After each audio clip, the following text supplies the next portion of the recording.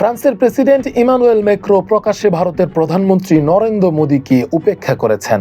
মঙ্গলবার প্যারিসে অনুষ্ঠিত কৃত্রিম বুদ্ধিমত্তা এআই শীর্ষ সম্মেলনে বিশ্ব নেতাদের স্বাগত জানানোর সময় মোদীর সঙ্গে করমর্দন করতে দেখা যায়নি ফরাসি প্রেসিডেন্টকে।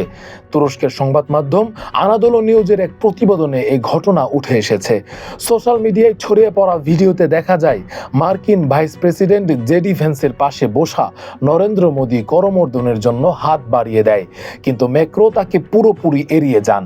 একই সময়ে ইউরোপীয় কমিশনের সভাপতি উর্সুলা ভন ডার লেইন সহ অন্যান্য অতিথিদের সঙ্গে হাসি মুখে করমর্দন করতে দেখা যায় তাকে। এ ঘটনাটি নিয়ে সামাজিক মাধ্যমে ব্যাপক আলোচনা ও সমালোচনা শুরু হয়েছে।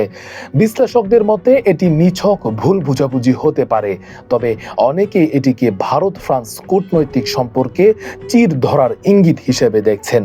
আন্তর্জাতিক সম্পর্ক বিশ্লেষকরা বলছেন, সাম্প্রতিক সময়ে ভারতের সঙ্গে পশ্চিমা বিশ্বের সম্পর্ক নানা কারণে চ্যালেঞ্জের মুখে পড়েছে।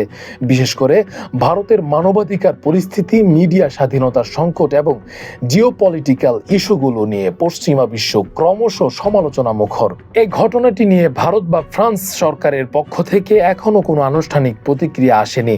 তবে প্যারিসে অবস্থানকালে নরেন্দ্র মোদী মার্কিন ভাইস প্রেসিডেন্ট জেডি ভেন্সের সঙ্গে সাক্ষাৎ করেছেন। ফরাসি প্রেসিডেন্ট ম্যাক্রো এলিসি প্যালেসে এক নৈশভোজের আয়োজন করেন, যেখানে মোদী ও অন্যান্য বিশ্ব নেতারা উপস্থিত ছিলেন। তবে অনেক ভারতীয় নেটিজেন এই ঘটনায় ক্ষুব্ধ প্রতিক্রিয়া দেখিয়েছেন।